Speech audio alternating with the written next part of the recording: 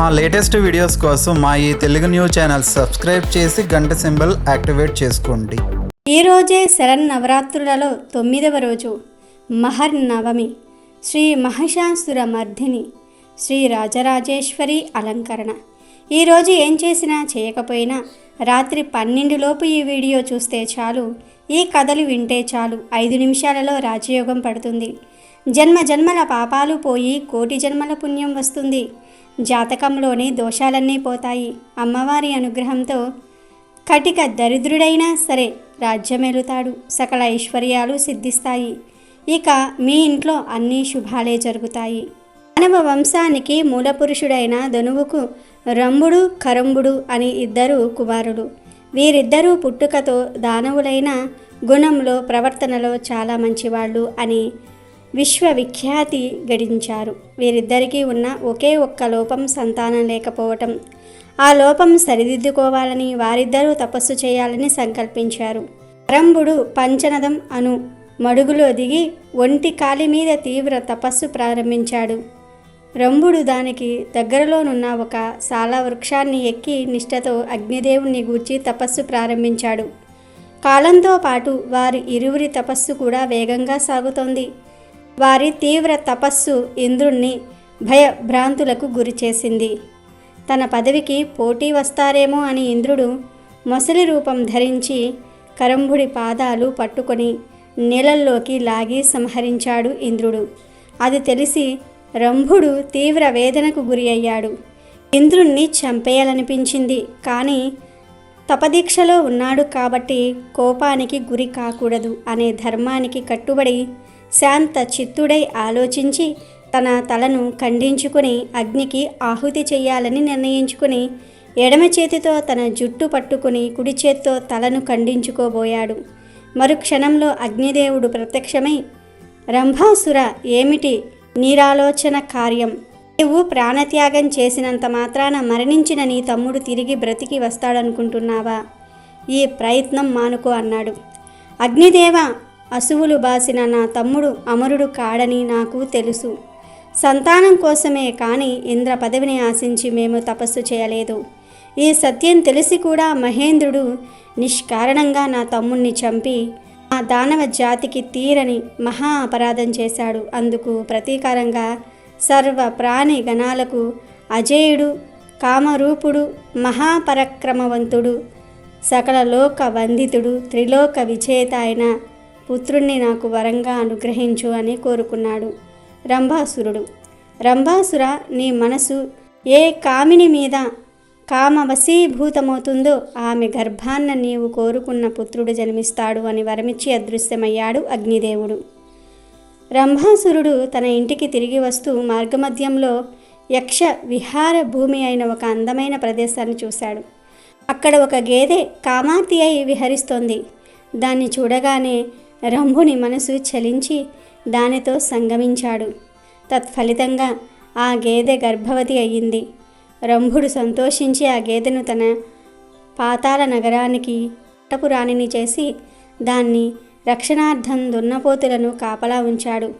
ఒకరోజు ఒక దున్నపోతు కామంతో చెలరేగి ఈ రాజమహిషి వెంటబడింది. అది చూసి రంభుడు ఆ దున్నపోతుతో యుద్ధానికి దిగి బలంగా పిడిగుద్దులు గుద్దాడు. ఆ గుద్దులకు ఆ దున్నపోతు బాధగా అరుస్తూ తన బలమైన కొమ్ములతో రంభుణ్ణి గుండెల్లో బలంగా పొడిచింది. దాంతో రంభుడు గిలగిలా తన్నుకుంటూ నేలకు ఒరిగిపోయి మరణించాడు. తన భర్త అయిన రంభుడు తన కళ్ళ ముందే మరణించటం చూసిన ఆ రాజమహిషి భయంతో పరుగులు తీస్తూ ఉంటే దాన్ని వెంటబడింది ఆ దున్నపోతు. నిండు గర్భంతోనున్న ఆ గేదె అలా పరుగులు తీస్తూనే యక్ష విహార భూమిని చేరి అక్కడ ఉన్న యక్షులను శరణు కోరింది. యక్షులకు ఆ దున్నపోతుకు మధ్య భీకర యుద్ధం జరిగింది. చివరికి ఎలాగైతేనే యక్షులు ఆ దున్నపోతును సంహరించారు. అనంతరం యక్షులు ఆ రాజమహిషిని ఓదార్చి రంభాసురుని మృతదేహాన్ని చితిపైకి చేర్చి నిప్పు పెట్టారు. తన ప్రాణనాథుని పార్థివదేహం అగ్ని జ్వాలలకు ఆహుతి అయిపోతూ ఉంటే చూసి తట్టుకోలేక ఆ గేదె పరుగు పరుగున వచ్చి రగులుతున్న చితిలో దూకి సహగమనం చేసింది. యక్షులు ఆశ్చర్యంతో నిశ్చేష్టులై చూస్తూ ఉండగా ఆ చితి మంటల నుంచి మహిషాసురుడు ఆవిర్భవించాడు. వాడే రంభాసురుని కుమారుడు. మహిష రాక్షస సంగమ సంజాతుడు మహిషాసురుడు తన తండ్రి ద్వారా సంక్రమించిన పాతాళ రాజ్యానికి పట్టాభిషిక్తుడయ్యాడు. దైత్య వంశానికి ఆశాదీపంలో జన్మించిన మహిషాసురుడు తన అంతరంగిక మిత్రులతో సచివులతో సమాలోచన చేసి మరణం లేని జీవనం కోసం మేరు పర్వత శిఖరం చేరి బ్రహ్మదేవుని గూర్చి ఘోర తపస్సు ప్రారంభించాడు. కాలం కదలికలో అనేక వేల సంవత్సరాలు కదిలి వెళ్ళిపోయాయి. మహిషాసురుని అచంచల తపస్సుకు సంతసించిన బ్రహ్మదేవుడు ప్రత్యక్షమై, మహిషాసుర, ఇక తపస్సు చాలించు, ఏం వరం కావాలో కోరుకో అన్నాడు. అప్పుడు మహిషాసురుడు, పితామహ, నేను అమరుణ్ణి కావాలి, నాకు మరణం లేని జీవితాన్ని ప్రసాదించు అని కోరుకున్నాడు. అప్పుడు బ్రహ్మదేవుడు, మహిషాసుర, పుట్టిన ప్రాణి గిట్టక తప్పదు, గిట్టిన ప్రాణి మరలా పుట్టక తప్పదు. జనన మరణాలు సకల ప్రాణికోటికి సహజ ధర్మాలు.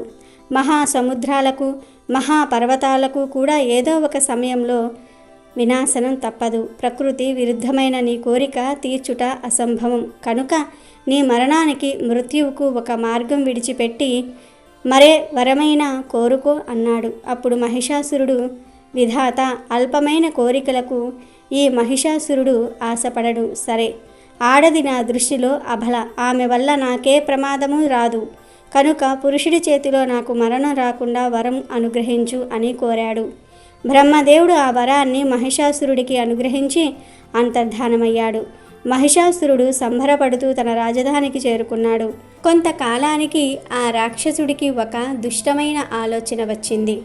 అది ఏమిటంటే, తనకు పురుషులతో ఎటు మరణం లేదు కాబట్టి దేవతల లోకమైన అమరావతి మీద దండయాత్ర చెయ్యాలని అనుకున్నాడు.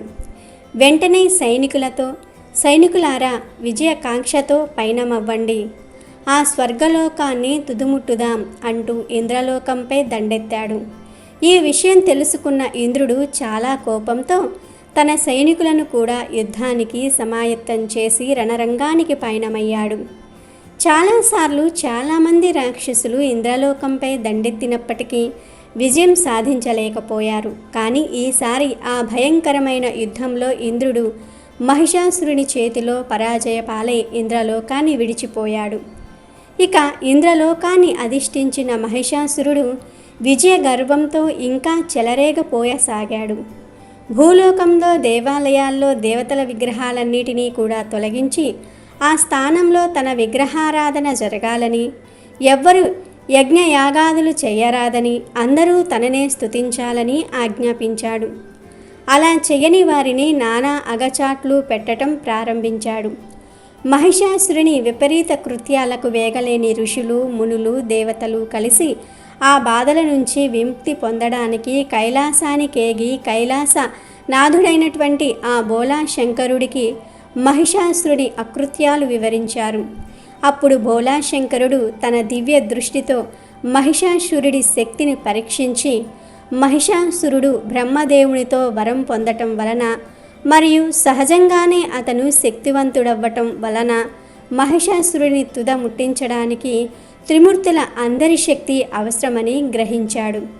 అటు పిమ్మట బ్రహ్మదేవుణ్ణి, విష్ణుదేవుణ్ణి శంకరుడు కలుపుకుని త్రిమూర్తుల శక్తితో అఖండ శక్తివంతమైన స్త్రీని సృష్టించారు. 1000 చేతులతో అత్యంత శక్తివంతురాలుగా సృష్టించబడిన ఆమె కనకదుర్గాదేవి.